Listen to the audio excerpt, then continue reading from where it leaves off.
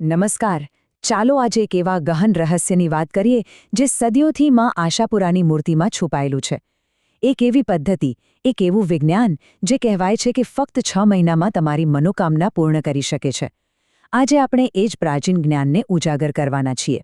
આપણા બધા સાથે ક્યારેક ને ક્યારેક તો એવું બન્યું જ હશે નહીં કે જ્યારે કોઈક બહુ જ જરૂરી કામ માટે નીકળ્યા હોઈએ, ખૂબ ઉતાવળ હોય અને બરાબર ત્યારે જ દરેક સિગ્નલ લાલ મળે અને ભયંકર ટ્રાફિક નડે. એવું લાગે જાણે આખું બ્રહ્માંડ આપણી વિરુદ્ધમાં કામ કરી રહ્યું છે. અને પેલું યાદ છે જ્યારે આપણે પાક્કો નિર્ણય કરીએ કે બસ આ મહિનાથી તો બચત ચાલુ કરવી જ છે અને બરાબર એ જ સમયે કોઈક એવો મોટો ખર્ચો આવીને ઊભો રહી જાય કે બધી જ યોજનાઓ પર પાણી ફરી વળે. અને એ રવિવાર આખા અઠવાડિયાના થાક પછી જ્યારે બસ શાંતિથી આરામ કરવો હોય ત્યારે જ અચાનક મહેમાનો ટપકી પડે. આ બધી બાબતો માત્ર સંયોગ નથી, એની પાછળ એક ઊંડું કારણ છે અને સૌથી સારી વાત એ છે કે એનું સમાધાન પણ છે. શું થાય જો હું કહું કે આ બધી સમસ્યાઓનું સમાધાન સદીઓ પહેલાં જ આપણા ઋષિમુનિઓ આપણને આપીને ગયા છે? હા, એક એવું ગુપ્ત જ્ઞાન જે તેમણે આપણી દેવી દેવતાઓની મૂર્તિઓમાં પ્રતીક રૂપે છુપાવીને રાખ્યું છે. આપણા ઋષિમુનિઓ ખરેખર મહાન વૈજ્ઞાનિકો હતા. એમણે જીવનના દરેક પાસાનું, દરેક સમસ્યાનું સમાધાન આપેલું છે. આ રહસ્યને બરાબર સમજવા માટે આખી પ્રક્રિયા જાણવી ખૂબ જરૂરી છે, એટલે અંત સુધી મારી સાથે રહેજો. તો જુઓ, આ છે કચ્છના કુળદેવી માં આશાપુરા. નામ જ સૂચવે છે આશા પૂરા કરનારી દેવી. પણ એમની મૂર્તિમાં એક ખૂબ જ ગહન રહસ્ય છે. મૂર્તિમાં 7 આંખો છે, જે આપણા શરીરના 7 ચક્રોનું પ્રતીક છે. પણ નવાઈની વાત એ છે કે એમાંથી ફક્ત 2 જ આંખો ખુલ્લી છે, એટલે કે પહેલા 2 ચક્ર. પણ આવું કેમ? જે દેવી બધી જ ઈચ્છાઓ પૂરી કરે છે, એમના ફક્ત 2 જ ચક્ર જાગૃત કેમ બતાવ્યા છે? બસ આ જ સવાલમાં બધો જવાબ છુપાયેલો છે. આ રહસ્યનો પાયો એક સરળ સિદ્ધાંત પર ટકેલો છે. એ સિદ્ધાંત એ છે કે આખું બ્રહ્માંડ, આખી સૃષ્ટિ એક વિશાળ અરીસા જેવી છે, અથવા તો એમ સમજો કે એક ખાલી ગુફા જેવી, જ્યાં તમે જેવો અવાજ કરશો બરાબર એવો જ પડઘો પાછો આવશે. અને અહીંયા જ સમજવાની વાત છે. આ બ્રહ્માંડરૂપી અરીસો એ નથી આપતો જે આપણે માંગીએ છીએ, પણ એ એનું જ પ્રતિબિંબ પાડે છે જે આપણે છીએ. એ આપણા વિચારોનો પડઘો નથી પાડતો, પણ આપણી જે આંતરિક સ્થિતિ છે, આપણો જે મૂળભૂત સ્વભાવ છે, એનો પડઘો પાડે છે. ચાલો, આને એકદમ સરળ રીતે સમજીએ. ધારો કે આપણો વિચાર છે, મને પૈસા જોઈએ છે, પણ અંદરથી આપણો સ્વભાવ, આપણી લાગણી અભાવની છે, ગરીબીની છે. તો બ્રહ્માંડ આપણા વિચારને નહીં, પણ પેલા અભાવને પકડી લેશે અને એને જ જીવનમાં મોટો કરીને બતાવશે. એવી જ રીતે વિચાર છે કે મારી ખોવાયેલી વીંટી મળી જાય, પણ અંદરનો સ્વભાવ વ્યાકુળ અને અશાંત છે, તો બ્રહ્માંડ એ જ વ્યાકુળતાને વાસ્તવિકતા બનાવી દેશે. તો પ્રશ્ન એ થાય કે આ પ્રતિબિંબની પ્રક્રિયા કામ કઈ રીતે કરે છે અને શું આપણે એને નિયંત્રિત કરી શકીએ? આનું આખું આધ્યાત્મિક વિજ્ઞાન આપણા શરીરના બીજા ચક્ર એટલે કે સ્વાધિષ્ઠાન ચક્ર સાથે જોડાયેલું છે. આપણા શરીરનું પહેલું ચક્ર છે મૂલાધાર, જે જીવન ઉર્જાનો સ્ત્રોત છે. એની બરાબર ઉપર આવેલું છે સ્વાધિષ્ઠાન ચક્ર. સ્વ અધિષ્ઠાન એટલે કે મારી પોતાની જગ્યા. આ એ સ્થાન છે જ્યાં આપણો સ્વ, આપણો સ્વભાવ, આપણો અસ્તિત્વ રહેલું છે. મૂલાધારમાંથી જે શક્તિ ઉપર આવે છે એને અહીં સ્વાદ મળે છે. તમારા જીવનનો સ્વાદ કેવો હશે, મીઠો, ખારો કે કડવો, એ બધું અહીંથી, તમારા સ્વભાવથી નક્કી થાય છે.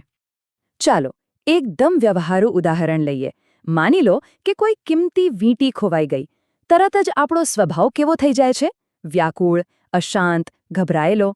અને આ જ સ્વભાવ બહાર દેખાવા લાગે છે. આપણે આખું ઘર માથે લઈએ છીએ, બધું વેરવિખેર કરી નાખીએ છીએ, પણ વીંટી નથી મળતી. કેમ?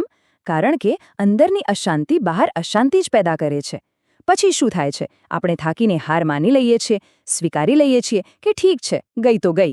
જેવી આ સ્વીકારની ભાવના આવે, સ્વભાવ શાંત થાય છે અને બ્રહ્માંડ તરત જ એ શાંતિને પ્રતિબિંબિત કરે છે.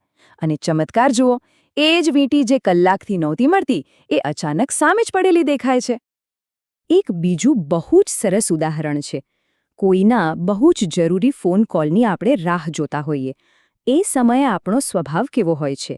અભાવ અને અધીરાઈનો. આપણને એમ જ લાગે કે જો આ કોલ નહીં આવે તો બધું બગડી જશે, મારું જીવન અધૂરું રહી જશે. બ્રહ્માંડ આ જ અધૂરાપણને, આ જ અભાવને પ્રતિબિંબિત કરે છે. અને કોલ આવતો જ નથી. પણ જે ક્ષણે આપણું ફોન બાજુ પર મૂકીને વિચારીએ છીએ કે ભલે ન આવે તો કંઈ નહીં, હું મારામાં સંપૂર્ણ છું, જેવી આ સંપૂર્ણતા અને સ્વીકારની ભાવના જાગે છે, બરાબર એ જ ક્ષણે ફોનની રિંગ વાગે છે. તો હવે આપણે શું અને શા માટે એ તો સમજી ગયા. હવે સૌથી મહત્વનો ભાગ આવે છે કે આનો ખરો ઉપાય શું છે, આને જીવનમાં લાગુ કેવી રીતે કરવું, અને સૌથી મોટો સવાલ, આમાં કેટલો સમય લાગે? તો મુખ્ય સિદ્ધાંત એકદમ સ્પષ્ટ છે. ફક્ત સારા વિચારો કરવાથી કે પોઝિટિવ બોલવાથી કંઈ નહીં થાય. પરિવર્તન તો મૂળમાં લાવવું પડશે. આપણા મૂળભૂત સ્વભાવને જ બદલવું પડશે. જે વસ્તુ આપણે માંગીએ છીએ એ વસ્તુ આપણે પોતે બનવું પડશે. પૈસા જોઈતા હોય તો અમીર બનવું પડશે, અભાવમાં નહીં. અને અહીં એક પ્રામાણિક સત્ય સ્વીકારવું રહ્યું. સ્વભાવ બદલવો એ કોઈ જાદુ નથી કે એક રાતમાં થઈ જાય. આપણી વર્ષો જૂની આદતો અને માન્યતાઓને બદલીને એક નવો સ્વભાવ કેળવવા અને એના પરિણામો બહારની દુનિયામાં જોવા માટે ઓછામાં ઓછા 6 મહિનાનો સમય લાગે છે. આ 6 મહિના સુધી સતત એક ધારું પોતાના ઇચ્છિત સ્વભાવમાં જીવવું એ જ સાચી સાધના છે. આ જ કારણ છે કે આપણે સાધુ સંતોને જોઈએ તો આપણને લાગે કે તેઓ કેટલા અમીર છે. એમની પાસે કદાચ 1 રૂપિયો પણ ન હોય, પણ તેઓ સ્વભાવથી સંતુષ્ટ હોય છે. તેઓ અભાવમાં નથી જીવતા, પણ પૂર્ણતામાં જીવે છે. અને બ્રહ્માંડ એમના આ સંતોષી સ્વભાવને જ પ્રતિબિંબિત કરે છે. એટલે જ એમને સમયસર ભોજન, વસ્ત્ર અને આશરો બધું જ મળી રહે છે. તો અંતે આ એક પ્રશ્ન હું તમારા માટે છોડીને જાઉં છું. જરા વિચારજો કે સાચી સંપત્તિ ખરેખર છે શું? બહારની દુનિયાની ભૌતિક વસ્તુઓનો ઢગલો, કે પછી અંદરનો એ સંતોષનો સ્વભાવ જે આપોઆપ જ જીવનની બધી જરૂરિયાતો પૂરી કરી દે છે? જો આ જ્ઞાન તમને સ્પર્શી ગયું હોય અને કંઈક નવું જાણવા મળ્યું હોય તો આ વિશ્લેષણને લાઇક જરૂર કરજો. કોમેન્ટમાં જય આશાપુરા લખીને તમારી શ્રદ્ધા વ્યક્ત કરજો. અને આ અમૂલ્ય જ્ઞાન તમારા પરિવાર અને મિત્રો સુધી પહોંચે એ માટે એને શેર કરવાનું ચૂકશો નહીં. આવા જ ઊંડાણપૂર્વકના ધાર્મિક વિષયો પરના વિશ્લેષણ માટે અમારી ચેનલને સબસ્ક્રાઇબ કરવાનું ભૂલતા નહીં. જય માતાજી.